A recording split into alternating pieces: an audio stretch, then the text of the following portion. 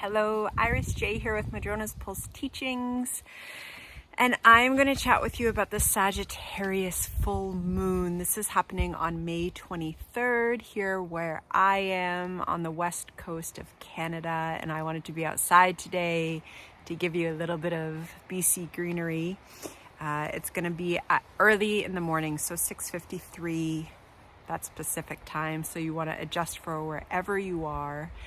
And this is a Sagittarius full moon. So we have the moon there in Sagittarius. It is just before 3 degrees at 2 degrees, 55 minutes. So we round up and say 3 degrees. And the sun is across in Gemini, just before 3 degrees in Gemini. And, you know, there is quite a bit of energy that's kind of building as we come into this Sagittarius full moon.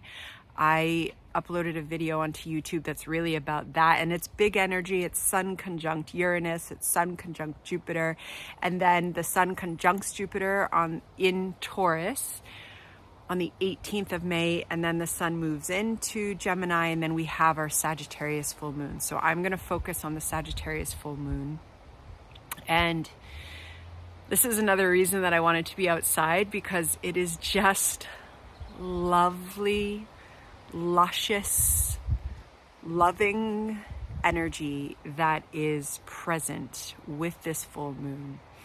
And you know, a Sag full moon, Sagittarius, is fire energy. It is about the expansion of soul and spirit through understanding, pursuing answers to big questions, pursuing answers to questions that don't actually have answers. Things like, what is spirituality all about? What is this human journey all about? And then all the various disciplines and areas of study that we can go into to answer these questions in different ways. But Sagittarius is that fire that's burning to learn and understand and share and teach and write and express. And that's Finnegan barking. That was Gus. As I was talking about that Sagittarius adventurous energy, the dogs tried to go for an adventure. And now we're back. And so, you know, as we're having this, you know, the full moon, it illuminates the archetype that the moon is falling in, that it's aligned with the sign that it's in. And this very well could be a full moon that helps us to come into understanding our own meaning making, our own, let's just acknowledge that we've been on journeys for the past couple of months. We've been on journeys, like some of us have lived what feels like several lifetimes just in one lifetime, myself included. And yet these past few months have really been this somewhat intense energy that is certainly not over, because Pluto has gone retrograde and there's so much to talk about there. But as all of this change is going on, we can most likely be restructuring our understanding of our place in the bigger picture, of potentially humans' place in the bigger picture. And this is going to come up a lot as Pluto moves through Aquarius. And so during this full moon, it could be a time when we glimpse some understanding of how we're making sense. What's our cosmology? What's our understanding? How is our spirituality changing, flourishing? Do we have a new understanding of what it means to be on this human journey? And that might be very much in the making, and yet there might be some glimpsing in a way that helps us to understand where we're moving forward. Okay. And so what is so beautiful about this moon? So that sun has freshly come into Gemini, and Gemini likes to understand. Gemini is air energy. Gemini asks questions. It tries to get from different perspectives. It tries to understand different points of views. It has a somewhat insatiable curiosity. And that Gemini sun is firstly conjunct Jupiter and Venus, who are together at the 29th degree of Taurus.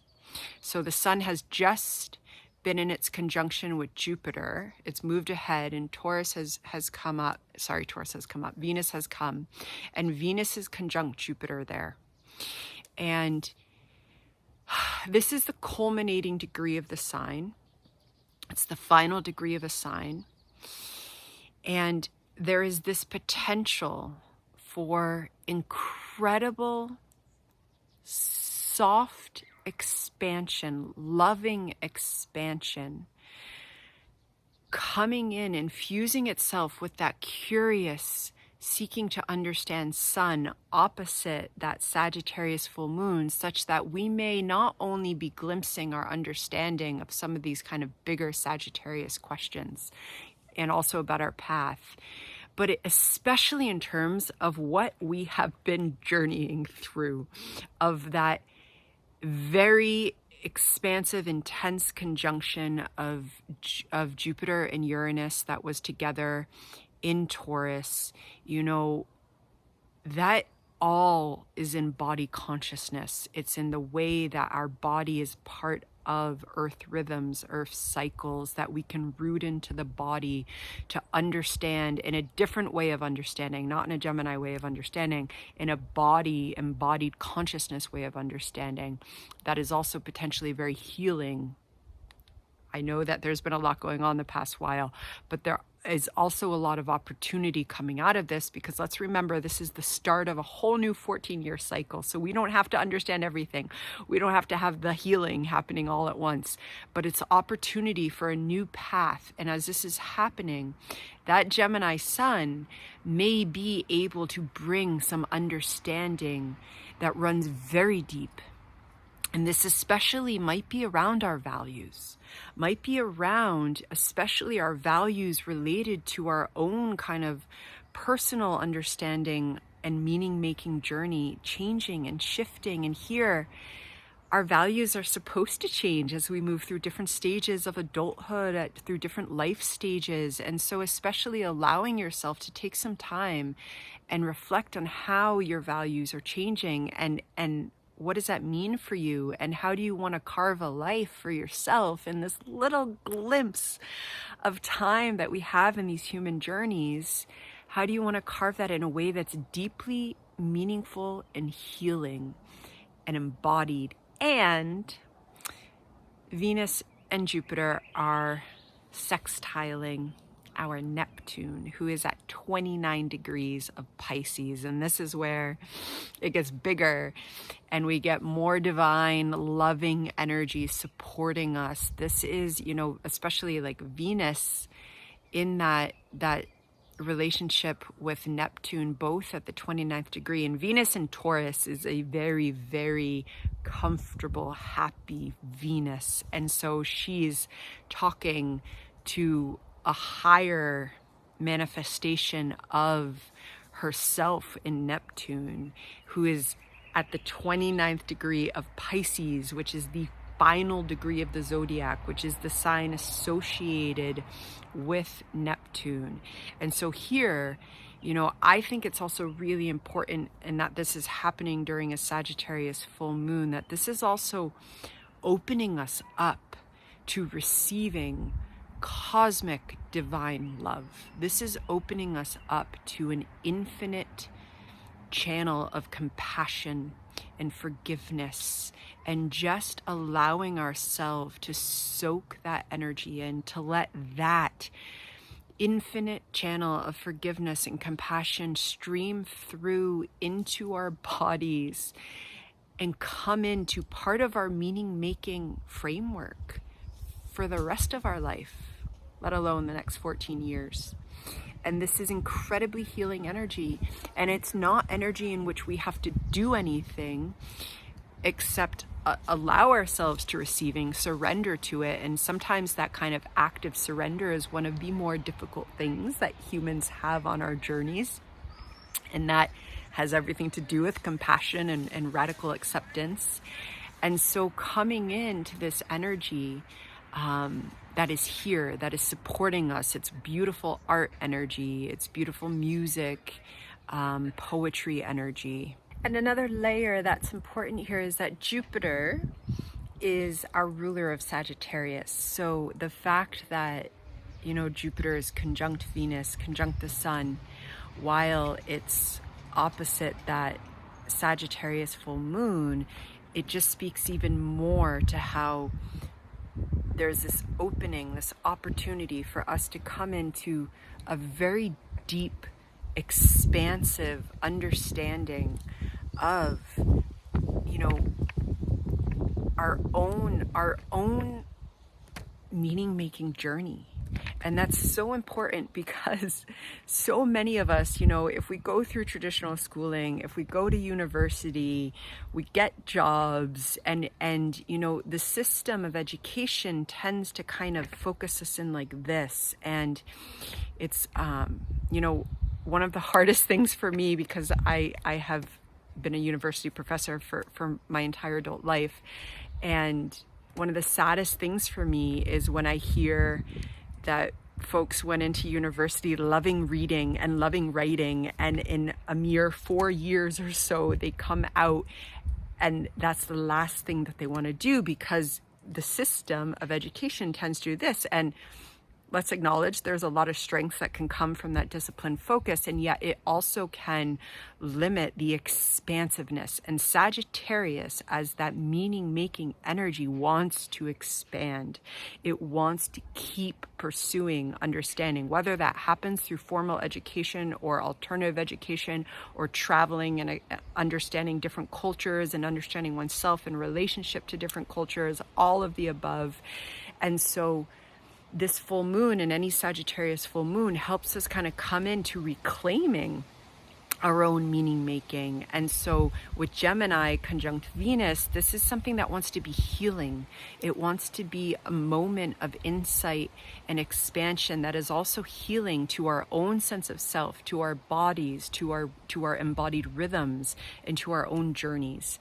And another layer is that the Sun is trining Pluto, our Pluto retrograde, who's exactly at 2 degrees of Aquarius.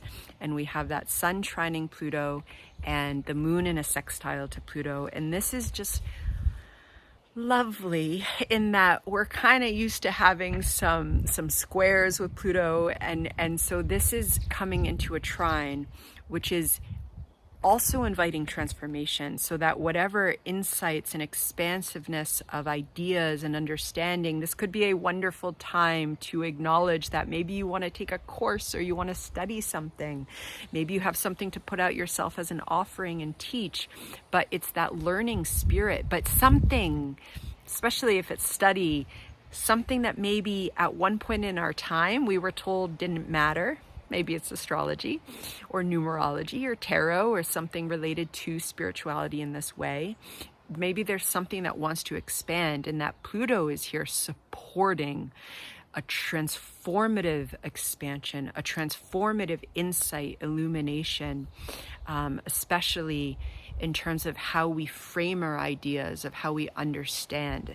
And I do also think it's important, though, even though it's a trine, and we always say the trine is so supportive, and it is supportive, Pluto transforms. That's what Pluto does. Okay, so especially if we tend to resist transformation or resist change, sometimes it doesn't always feel as empowering as that Pluto influence is, but ultimately opening to the transformative energy that's coming through, and knowing that if there is something that's popping up that you're wanting to study, if there is something that's coming that you just suddenly have this kind of, you journal and you have this incredible journal entry that just reframes part of your own journey, that this is part of a much bigger process that's going on, because it's related to Pluto retrograding, going back through these first 2 degrees of Aquarius, and then in the fall in the northern hemisphere in September through November,